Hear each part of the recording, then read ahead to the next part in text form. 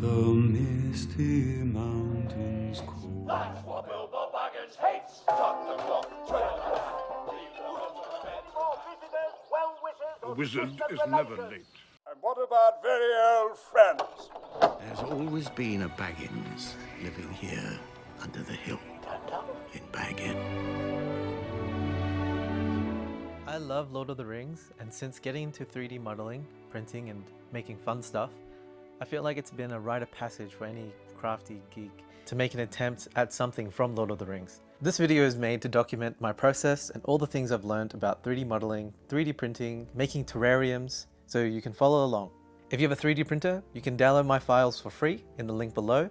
If you'd like a 3D printed version of this, you can go to my website and order the unpainted kit. I don't have a 3D print farm, so I can only run limited batches at a time. Please stay updated through my Instagram. The same goes for any commissions. But before I dive into this, I wanted to make a few announcements. For my last giveaway, thank you to SK Art Explore and Nova_03. I've DM'd you so I can send over these duck diffuser kits for free. For this video, I wanted to do another giveaway for 2 of these pots fully painted. Here's the giveaway rules on the screen.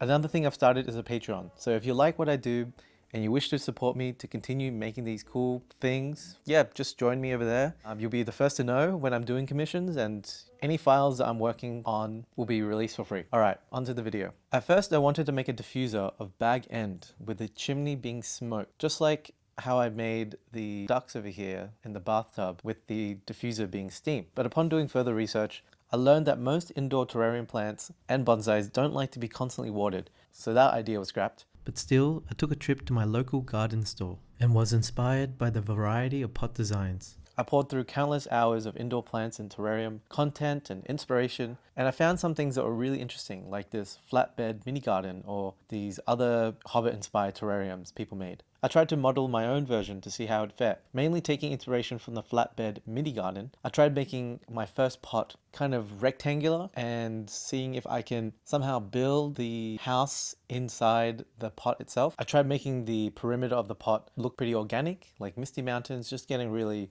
fun and wacky and creative with how a pot can look. And when I printed it out, it didn't really look that good. Also, it didn't hold a lot of dirt unless I made it even deeper. This is when I started learning that pots needed to be much deeper than I thought. And I realized through doing this test print that the main things that I really wanted to capture were the front door and sort of the rolling hills over the home. There's this part here that connects the top of the hill to the bottom of the hill. It really makes it feel like the home is embedded in the hill. The rectangle pot didn't work out. Started again with a round pot. This time I just wanted to experiment making the front door and figuring out where I could put the front door. I learned how to conform objects in Blender, meaning how to make objects stick to other objects in like a round surface or uneven surface. I thought to myself, why don't I try putting the front door on the pot itself? After a few hours of 3D modeling and printing it out, I came to some surprising results. It looked kind of cool with the door being really prominent in the front, almost like a fashion statement for this pot, like I am here and look at me.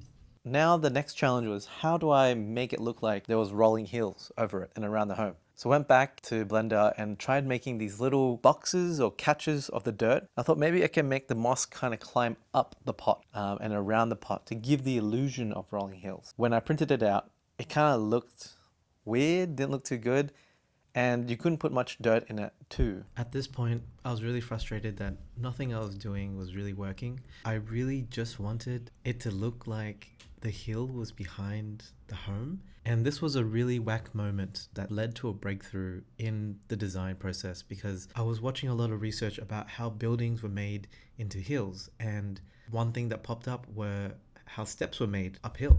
So I just put the door into the pot like a step, and I could immediately see that, oh, I can stack a lot more dirt behind this door than the front. And how do I see the door better? I'll just cut a section out from the front of the pot. Easy. So 3D printed it out, painted it, looked pretty good. I kind of liked this idea. I thought it used a little bit too much filament. What if people didn't want to put it in this pot? What if they wanted to put it in another pot? Or what if they wanted to use it in another way? Regardless, I think we landed on a pot design that worked well. And I don't think I've seen a pot shaped like this before. It's quite unique and I guess quite specific to making a hobbit hole home, but I can definitely see the applications of this. It'd be really cool to send it to a terrarium enthusiast or creator and to see what they can do with it. If you know anyone like that, please comment below or help me connect with them. Yeah, I'm just really curious to see what people can do with this. Now that we settled on a final version, I decided to separate the door and the pot so that the door can be a optional thing if people wanted to add and make a terrarium this way.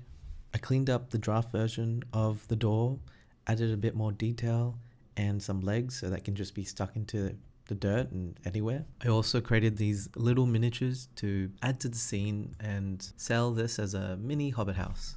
Time for a painting montage.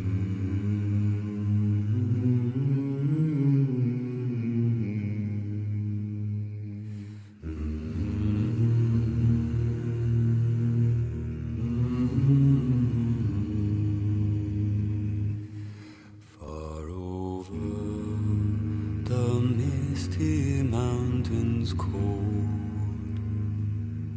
to dungeons deep and caverns old,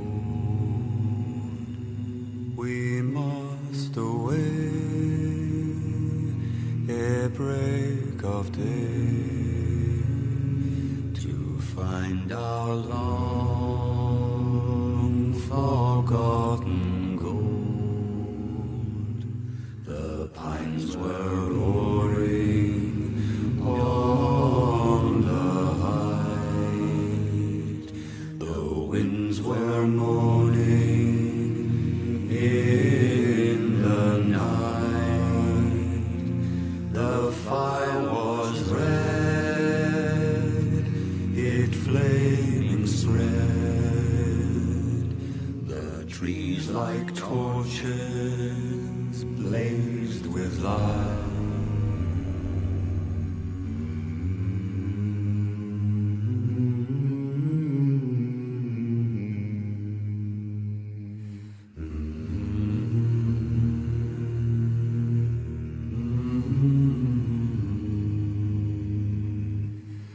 Far over the misty mountains cold,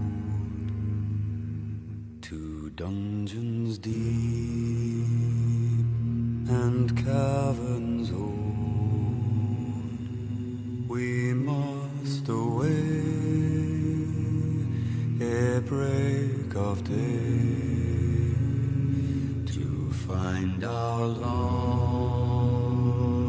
forgotten gold. Before we jump into the final assembly, let's have a moment of silence for our fallen prototypes.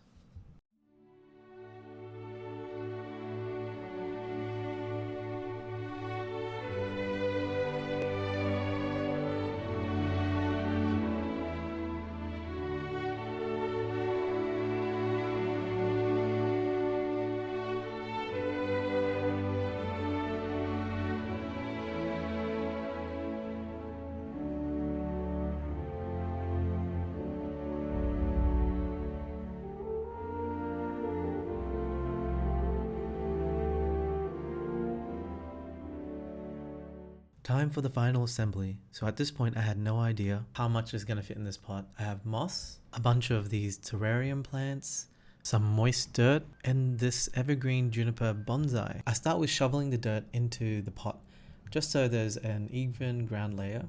Then I take out the juniper bonsai and I make sure that all the roots are exposed and all the loose dirt is off. I start piling up the dirt on the roots to make sure that the bonsai is secure and the roots are touching every aspect of the pot. When I'm happy with where the bonsai is, the best part comes next, which is putting in the door. You want to make sure that the door firmly sits in the middle of the pot, so that acts as a sort of barrier and step between the mound and the tree behind it and the dirt in front of it. At this stage, I was getting so excited because it's starting to look more and more like how I envisioned it in my head. Now onto the part that will give the rolling hills look to the overall pot design. Here I cut off the tip of where the moss was sitting and would water the dirt. I then cut the moss to different shapes and sizes and plant it firmly to the pot to make sure that everything is cohesive. I built these chimneys with holes in them so you can fit chopsticks and use it as a way to gauge the moistness of the soil. So if the chopstick is dry, that means the soil is dry. If the chopstick is wet, that means the soil is moist enough. And this should give you an indicator of whether your bonsai needs to be watered or not. Now to finish it all off, just adding the miniatures. Oh, and I didn't forget about the other pot. So with the leftover stuff I had, just put everything into it and it came out pretty good too. Okay, time for the final reveal.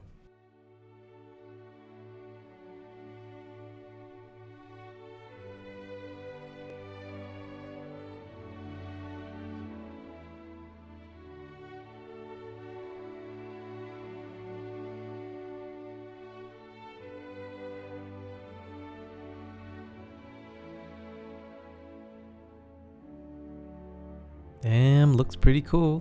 What do you all think about the final design? Did you like this design or any of the other prototypes? Yeah, let me know down below. See you all in the next one.